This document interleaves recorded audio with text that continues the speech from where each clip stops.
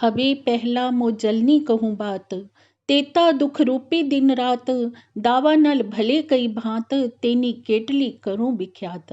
प्राणाधार सुंदर साथ जी श्री रास ग्रंथ की पहली ही चौपाई से प्राण प्रीतम अक्षरातीत ने हमें माया की उस वास्तविकता की पहचान करवाई है कि ये सारा संसार क्या है, एक खारा भवसागर जिसका दिन और रात क्या है, दुख का ही घर है।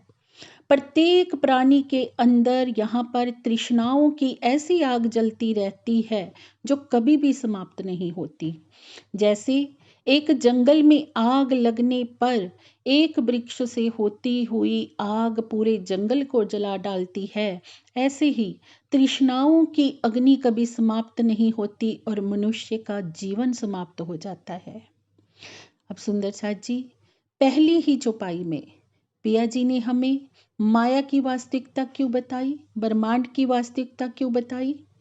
क्योंकि धनी जी हमें रास के माध्यम से रस के उस सागर में डुबोने जा रहे हैं जो स्वयं प्राण प्रीतम पूर्ण ब्रह्म परमात्मा का हृदय है।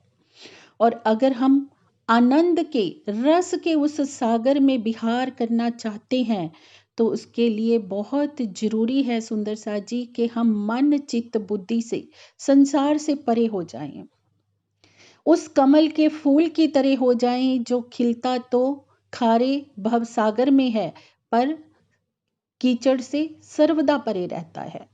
संसार में रहते हुए भी हम मन चित्त बुद्धि से जब संसार से परे रहेंगे, इसकी वास्तविकता को जानते हुए कि यहाँ तो दुख के सिवा कुछ है नहीं और शाश्वत सुख कहाँ है, वो है प्राण प्रीतम अक्षरातीत के चरणों में। तो इन्हीं सब बातों का बोध करवा रही है हमें रास ग्रंथ की ये पहली ही चौपाई सुंदर साथ जी, जिससे हमें सत्य और झूठ का निवेरा मिलता है। सत्य क्या है? केवल एक परमात्मा। सत्य क्या है? उस